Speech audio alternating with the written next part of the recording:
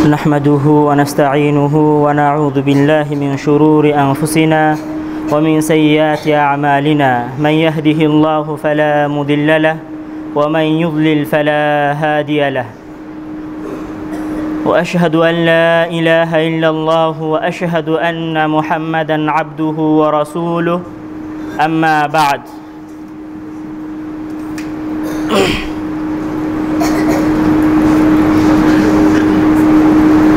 জামিয়া সালাফিয়া রাজশাহীর কেন্দ্রীয় মসজিদ বাইতুল হাম জামে মসজিদে উপস্থিত হতে পেরে আমরা সকলেই মহান আল্লাহ তাআলার শুকরিয়া আদায় করি আলহামদুলিল্লাহ। তারপর পরই দুরুদ ও সালাম বর্ষিত হোক সেই মহামানবের প্রতি, সেই রাসূলের প্রতি যিনি আমাদেরকে সঠিক পথ প্রদর্শন করিয়েছেন সাল্লাল্লাহু আলাইহি ওয়াসাল্লাম। সম্মানিত উপস্থিতি, আজকের সংক্ষিপ্ত জুমার খুতবার বিষয়বস্তু ইয়া রব, হে আমার প্রতিপালক। ইনশাআল্লাহ আমি সংক্ষিপ্ত সময়ে এই বিষয়ে হৃদয় নিংড়ানো কিছু কথা আপনাদের সামনে পেশ করার চেষ্টা করব ইনশাআল্লাহ।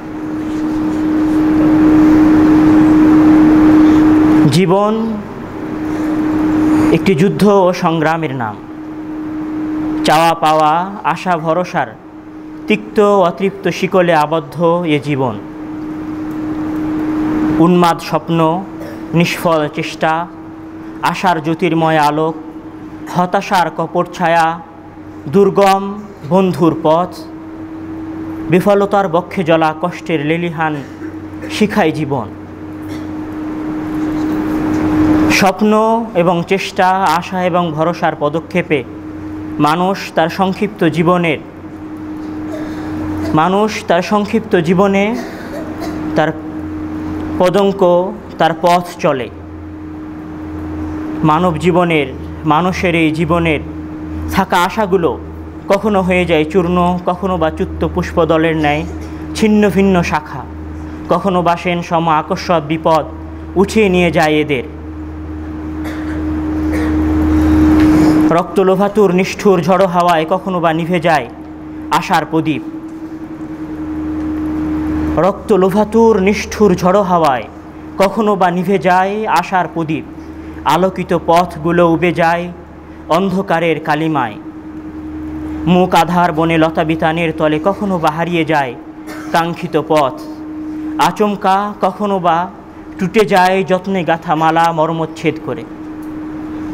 আশার পানে তাকিয়ে থাকা দুটি চোখ কখনো বা ডুবে যায় বিশ্বজোড়া অন্ধকারের সন্ধ্যাকালে।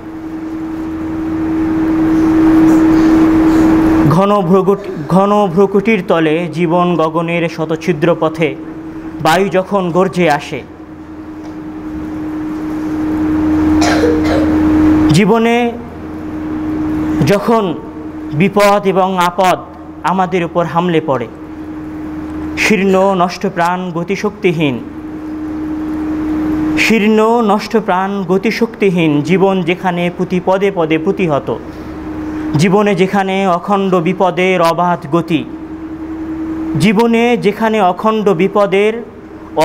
গতি, জীবন যেখানে মাঝে মাঝে খসে পড়া প্লাস্টারওয়ালা লোনা ধরা শ্বেত পড়া দেয়াল, সেখানে কেউ বা লোহার গরদে মাথা ঠোকে, আর কেউ বা মহান রব্বুল আলামিনের দরবারে দুই হাত উত্তোলন করে বলে ইয়া রব।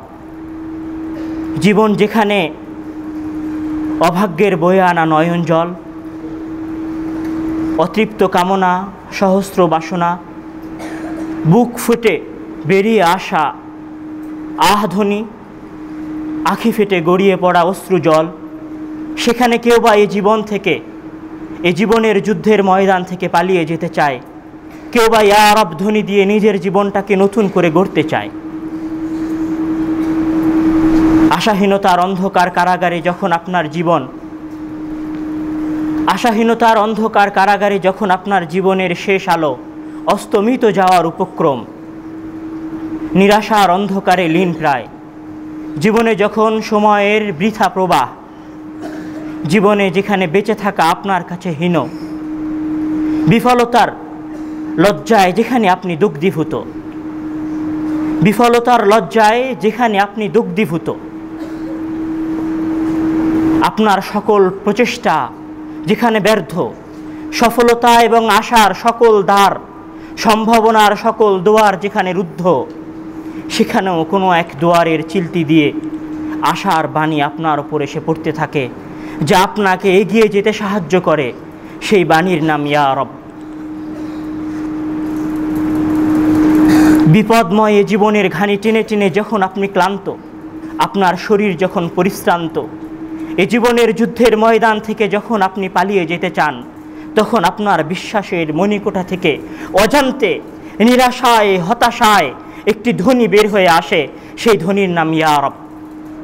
ইয়া রব একটি বাক্য, গলির বিভৎস বাতাসে যে ধ্বনি সুমধুর সুর বয়ে নিয়ে আসতে পারে।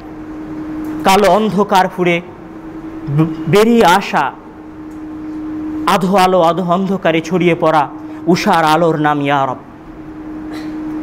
জীবন জগতের অষ্টপৃষ্ঠে বাঁধা এই ইয়া রব ধ্বনির থাকা না থাকাটাই একজন মানুষের জীবন এবং মরণের ফাইসালা করে দেয়। স্যাঁতসেঁতে এ জীবনে কেউ বা এ জগৎকে, এ পৃথিবীকে, এ জীবনকে আলবিদা বলে আত্মহননের পথ বেছে নেয়। কেউ বা মহান আল্লাহ তাআলার উপর ভরসা করে নিজের হৃদয় থেকে বেরিয়ে আসা ইয়া রব ধ্বনির আলোকে নিজের জীবনটাকে আবার নতুন করে সচল করতে চায়। ইয়া রব শুধু একটি ধ্বনি নয়, একটি বিশ্বজয়ী বাণী, নিখিলের পানে সফলতার অভিষেকের নাম। ইয়া রব শুধু একটি ধ্বনি নয়, একটি বিশ্বজয়ী বাণী, নিখিলের পানে সফলতার অভিষেকের নাম। ক্লান্ত পরিশ্রান্ত হৃদয়ে, আশাহীন এই পৃথিবীতে, বিপদ সংকুল এই পথে আপনাকে যে শব্দটা নতুন করে পথ দেখাতে পারে, নতুন করে জীবন অতিবাহিত করার প্রতি আগ্রহী করতে পারে, সেই শব্দের নাম হচ্ছে ইয়া রব। তীব্র দ্বীপ্রহরে তৃষ্ণার্ত পথিকের সুপেয় পানির নাম, তৃষ্ণা নিবারণকারী জলের নাম হচ্ছে ইয়া রব। জীবনের অচেনা বাঁকে বাঁকে আশাহীন ব্যক্তির হৃদয়ে আশার মশালের নাম হচ্ছে ইয়া রব। ইয়া রব একটি সম্পর্কের নাম, স্রষ্টা এবং সৃষ্টির মধ্যকার সম্পর্কের নাম। ইয়া রব একটি সম্পর্কের নাম, পৃথিবীর সবচেয়ে গুরুত্বপূর্ণ, পৃথিবীর সবচেয়ে মহিমান্বিত, পৃথিবীর সবচেয়ে সফল, পৃথিবীর সবচেয়ে কামিয়াব সম্পর্কের নাম, সম্পর্কের প্রতিধ্বনি হচ্ছে ইয়া রব। স্রষ্টার সামনে নিজের প্রয়োজনকে পেশ করার ধ্বনির নাম হচ্ছে ইয়া রব। প্রয়োজনকে পেশ করার মাধ্যমের নাম হচ্ছে ইয়া রব। স্রষ্টার তার বান্দার কাছে কাঙ্ক্ষিত অতি প্রিয় বস্তু বা ধ্বনির নাম হচ্ছে ইয়া রব।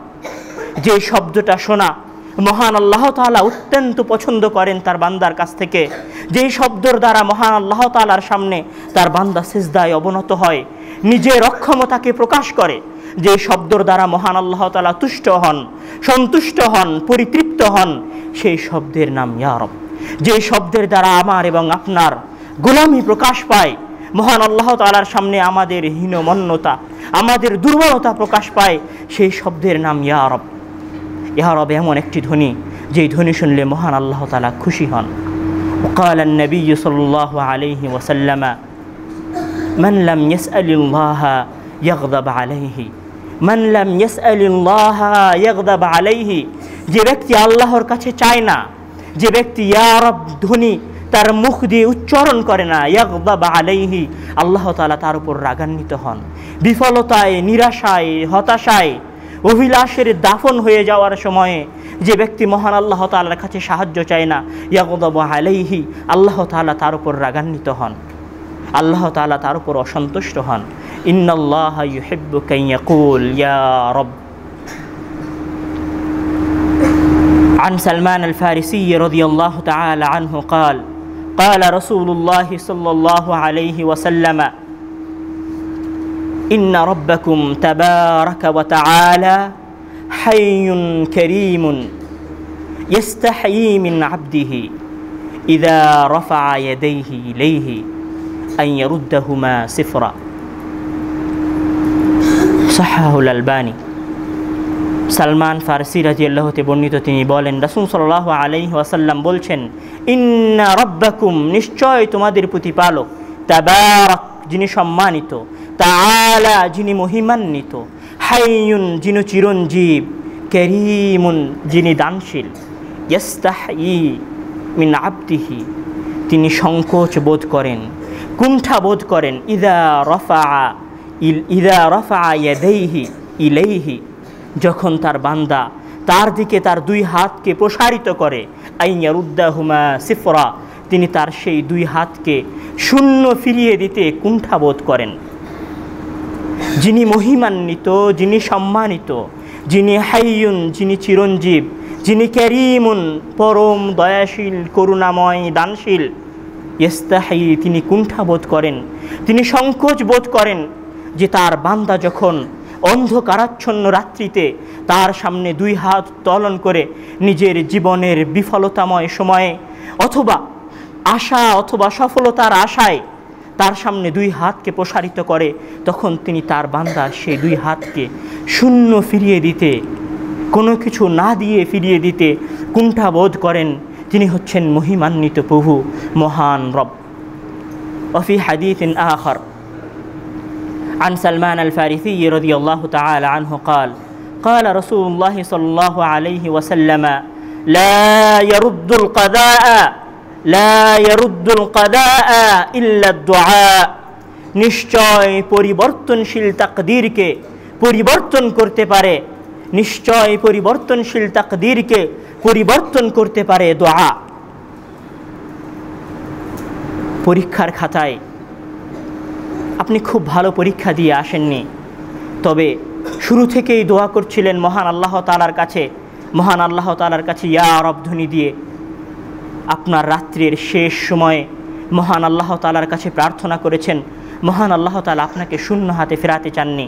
আপনার শিক্ষক আপনার খাতা যখন চেক করছিলেন তখনও তিনি আপনার জন্য কম মার্কই রেখেছেন, কিন্তু ভাগ্যক্রমে শিক্ষক 60 লেখার সময় 60টা 90 হয়ে গেছে।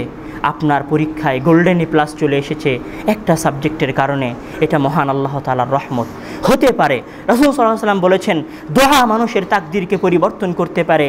আপনি পরীক্ষার খাতায় 40 পেয়েছিলেন, কিন্তু আল্লাহর কাছে আপনি দোয়াকারী একজন বান্দা।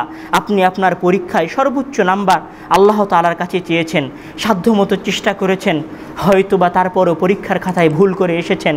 আপনার তাকদীরে 40 মার্ক ছিল, আপনার তাকদীরে 40 মার্ক ছিল। শিক্ষক যোগ করার সময়ে 40 লিখেছে, কিন্তু ভুল করে ইংরেজিতে 40 লেখার সময় বাংলার 40 লিখে দিয়েছে। ফাইনাল রেজাল্টে 40 না উঠে 80 উঠে গেছে। একটা সাবজেক্টে আপনার প্লাস ছুটে যেত, সেই সাবজেক্টে আপনার 80 চলে এসেছে, আপনি গোল্ডেন এ প্লাস পেয়ে গেছেন। বা একটা সাবজেক্টের কারণে আপনি প্লাস পাচ্ছিলেন না, 40টা 80 হয়ে যাওয়াতে আপনি প্লাস পেয়ে গেছেন। হতে পারে যদি আপনি দোয়া করেন, সম্ভাবনা আছে যদি আপনি আল্লাহর কাছে চান। এ কথা রাসূল সাল্লাল্লাহু আলাইহি ওয়াসাল্লাম বলেছেন, আমি বলিনি। এ কথা রাসূল সাল্লাল্লাহু আলাইহি ওয়াসাল্লাম বলেছেন, আমি বলিনি। অনুরূপ কথা ক্বালা ইবনুল কাইয়্যিম রাহিমাহুল্লাহ, ইন্নাদ দুআ আনফাউল আদবিয়াহ, ইন্নাদ দুআ আনফাউল আদবিয়াহ, নিশ্চয় সর্বোত্তম চিকিৎসা, সবচেয়ে উপকারী চিকিৎসার নাম হচ্ছে দোয়া। ফাইন্নাহু আদুউল বালা, নিশ্চয় দোয়া হচ্ছে বিপদের দুশমন। ইয়াদফাউহু ওয়া ইউআলিজুহু ওয়া ইয়ারফাউহু, নিশ্চয় দোয়া হচ্ছে বিপদের, নিশ্চয় দোয়া হচ্ছে বিপদের শত্রু।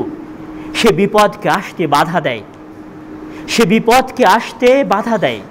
ওয়া ইউখাফফিফুহু ইযা নাযালা, আর যখন বিপদ নেমেই চলে আসে, ইউখাফফিফুহু, তখন সেটাকে হালকা করে দেয়। ইবনুল কাইয়্যিম রাহিমাহুল্লাহ বলছেন যে দোয়া হচ্ছে বিপদের শত্রু। দোয়া হচ্ছে পৃথিবীতে সর্বোত্তম চিকিৎসক, সবচেয়ে উপকারী চিকিৎসক। আসুন দোয়া এর কিছু ঘটনা। আউযু বিল্লাহি মিনাশ শাইতানির রাজিম। বিসমিল্লাহির রহমানির রহিম। وأيوب إذ نادى ربه أني مسني الضر وأنت أرحم الراحمين فاستجبنا له فكشفنا ما به من ضر وآتيناه أهله ومثلهم معهم رحمة من عندنا وذكرى للعابدين। আইয়ুব আলাইহিস সালাম তার অসুখের সময়, তার বিপদের সময় মহান আল্লাহ তাআলার কাছে দোয়া করছেন, মহান আল্লাহ তাআলার কাছে বলছেন, আন্নী মাসসানি আদ-দুর, হে আল্লাহ আমি বিপদে আছি, আমি কষ্টে আছি, আমি অসুখে নিপতিত আছি। ও আনতা আরহামুর রাহিমিন, তুমি তো পরম করুণাময়, তুমি তো দয়ালু, তুমি তো পরম করুণাময়, তুমি তো দয়ালু। আন্নী মাসসানি আদ-দুর ওয়া আনতা আরহামুর রাহিমিন, আমি তো বিপদে আছি, আমি তো কষ্টে আছি, তুমি তো পরম করুণাময়, তুমি তো দয়ালু। ফাস্তাজাবনা লাহু, আমরা আইয়ুবের ডাকে সাড়া দিলাম। ফাস্তাজাবনা লাহু, আমরা আইয়ুবের ডাকে সাড়া দিলাম। ফাকাশাফনা মা বিহি মিন দুররিন, তার সমস্যাকে দূরীভূত করে দিলাম। আমরা আইয়ুবের ডাকে সাড়া দিলাম, তার সমস্যাকে দূরীভূত করে দিলাম। ওয়া আতাইনাহু আহলাহু ওয়া মিসলাহুম মাআহুম, আইয়ুব তো শুধু তার অসুখ থেকে পরিত্রাণ চেয়েছিল, আমি আইয়ুবকে অসুখ থেকে তো পরিত্রাণ দিয়েছি, তার পরিবার পরিজনকেও তার কাছে ফিরিয়ে দিয়েছি এবং তাদের ন্যায় আরও অনেককেই তার কাছে ফিরিয়ে দিয়েছি। রাহমাতাম মিন ইনদিনা, আমাদের পক্ষ থেকে রহমত স্বরূপ। কেননা আইয়ুব বলেছিল আনতা আরহামুর রাহিমিন, তুমি তো পরম করুণাময়, তুমি তো দয়ালু, তুমি তো পরম করুণাময়, তুমি তো দয়ালু। আপনি আপনার জীবনের নেমে আসা বিপদ দেখে এটা কখনো ভাবিয়েন না আমি তো অক্ষম, আমি এই বিপদ থেকে কোনো দিন বেরোতে পারবো না, আমি তো ভালো ছাত্র নই, আমি কোনো দিন রেজাল্ট ভালো করতে পারবো না, আমার মেধা তীক্ষ্ণ নয়, আমি তো কোনো দিন পরিশ্রম করতে পারবো না, আমি তো কোনো দিন বড় আলেম হতে পারবো না।